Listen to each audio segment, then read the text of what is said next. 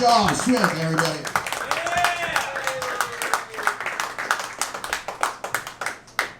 How you guys doing?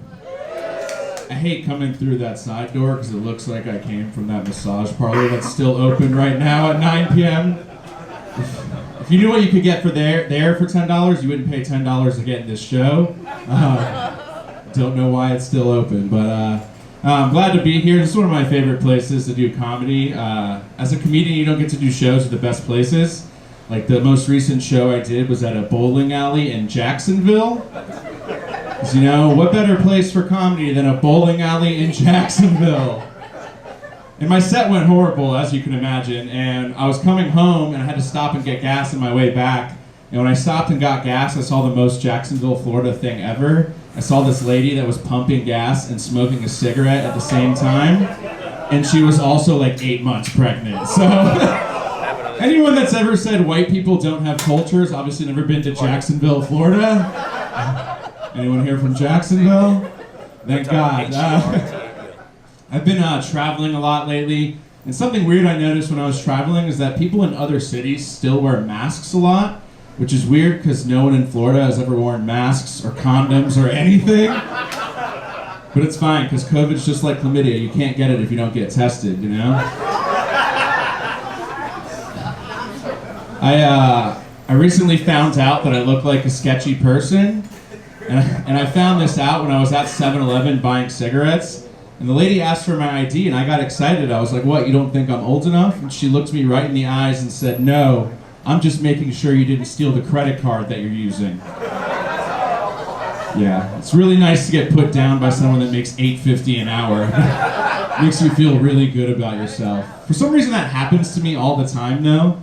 Like, I feel like if the lady at the Taco Bell by my house doesn't stop being such a bitch to me, I might fall in love with her. I went to Taco Bell the other day, and the lady goes, I know where I recognize you from. You're in Blink-182. I was like, ma'am, if I was in Blink-182, do you think I'd be eating at this Taco Bell for the second time today? I'm at the financial point in my life where even if I got food poisoning from Taco Bell, I'd still eat there the next day. And I only know that because it's happened to me twice already, but... A couple of years ago, they announced you could get married at Taco Bell in Las Vegas for $600. And when they announced that, like 40 different people sent me the article about it. And it made me feel good that 40 people think I have $600. I've been watching a lot of new TV shows that I've never seen before lately. I started watching The Walking Dead for the first time. You guys ever seen The Walking Dead? It's a really good show. I like it a lot. I just don't like how unrealistic it is. Like, the main character's a cop, and he doesn't even hit his wife once. Any cops here? Please don't beat my ass in the parking lot after the show. Just kidding, you'll save that for your wife when you get home. So like I said, I've been watching a lot of new TV shows. I've been seeing a lot of commercials, and I saw this one commercial that really pissed me off. It was a commercial for a clothing company that sells socks, underwear, and t-shirts, and for every pair they sell, they donate a pair to homeless people, which I thought was a good gesture, but then it pissed me off because it said in the commercial that the number one thing homeless people ask for is socks, which I thought the number one thing homeless people should ask for is a home, maybe? I don't know. Fucking picking the wrong things here. No wonder you're homeless. I made that joke once, and this lady came up to me after the show. She was like, how do you sleep at night making fun of homeless people? I was like, I don't know, on my side in a king-size bed. It's not my fucking problem. Get them some socks. I got married last year. Don't cheer, it's not going well.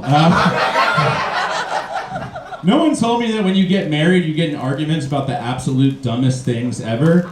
And I remember one day, me and my wife were watching an episode of Law & Order SVU, and the episode started, and it was a couple having sex in the bathroom at a nightclub. And she was like, how come we never do anything fun and adventurous like this?